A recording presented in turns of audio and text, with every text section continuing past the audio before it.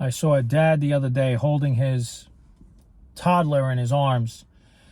The kid was about 2 or 3 years old. The kid was upset, crying. And the dad kept saying, "Calm down. Stop crying. What are you crying for? You're too big to be crying like this." And while this is not a judgment on the father, I've personally been there myself. I see situations like that, and I think that, how many of us as parents were taught that, toddlers at this age have needs.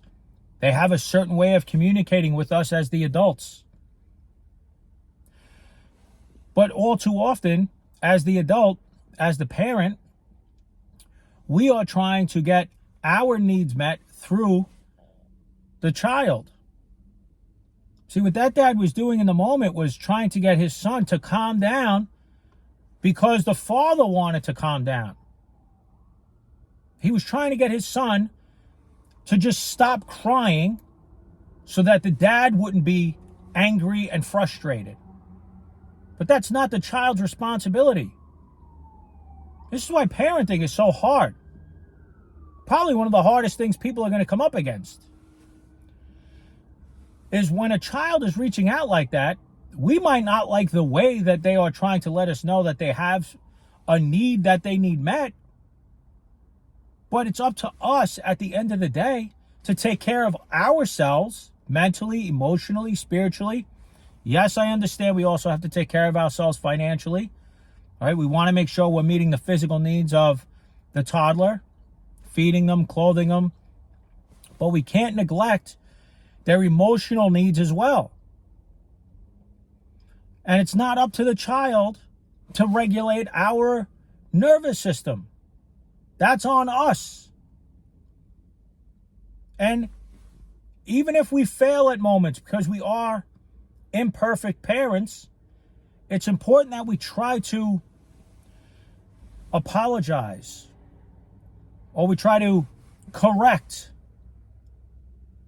and repair the damage that might have been done. But too many people too often don't know any other way. We don't even know we're doing anything that damaging. It's not until the toddler starts to get older, that's when we start seeing maybe their behavior start to play out. And again, we focus on the child. Oh, my son, he's doing this and this. Let me send him to a good therapist. As a parent, we'll think we're doing the right thing, but not knowing that the whole time we've been parenting, it could have been something we should have been taking care of. So it's important to us as parents that we start meeting our own needs and work through our own childhood wounds so that we aren't unknowingly passing them off to our own children. So how do you know that your own toddler needs were even met? You're an adult now, you're 30, 40, 50 years, past your toddler stages, which is around 1 to 3 years old. A couple of ways that you might be able to tell is if you have a fear of new experiences. Right? Are you someone that goes on vacation and you're petrified the whole time on vacation, and it's not until you get home that's when you realize, wow, that was a great trip? Or you're looking at pictures and you think, wow, look how nice that was. But the whole time you were there, you were just completely dysregulated, constantly looking for something to be upset and worried over. Maybe you avoid conflict as an adult. You'll do anything to avoid conflict. You want no part of it. That could be because you never got your own childhood needs met. Maybe you use anger as a manipulation tool. Right? And what I mean is, maybe you are using your anger on other people towards others to control them. Or maybe you're just terrified of other people's anger. Also a telltale sign you might not have your own toddler needs met. Because think about the example I gave you, right? That dad holding his son. What he doesn't realize is in that moment, right? And again, once in a while, that's fine.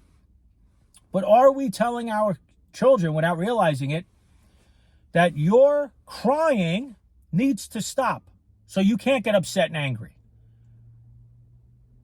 You need to calm down. and stop acting like this. So we start learning, wow, if I start getting upset and angry, I'm not going to get what I need from my parent. And I need my parents. So I need to adapt and figure out another way to communicate with my parent. Maybe that's stuffing your emotions down. Maybe that's not showing that you're frustrated or angry.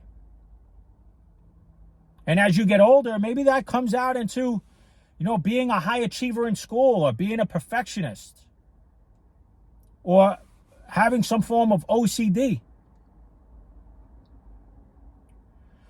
And we don't realize as parents that we have all this power. We have so much influence over our children. But again, it's not a blame game.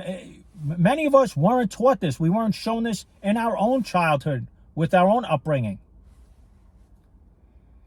This is a stage where it's autonomy versus shame and doubt.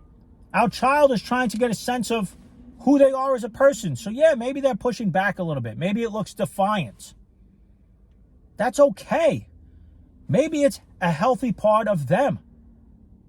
And it doesn't have to be something that you're triggering within us if we're taking care of our own, emotional well-being. What a toddler wants is that they can push boundaries and know that you're still going to be a loving parent to them. Even if the kid gets upset and angry, they still want to know that that parent is going to still be there for them and unconditionally love them. Of course, setting healthy boundaries with children. Okay? But again, are we emotionally neglecting or abandoning our child in those moments? We have to be mindful of this.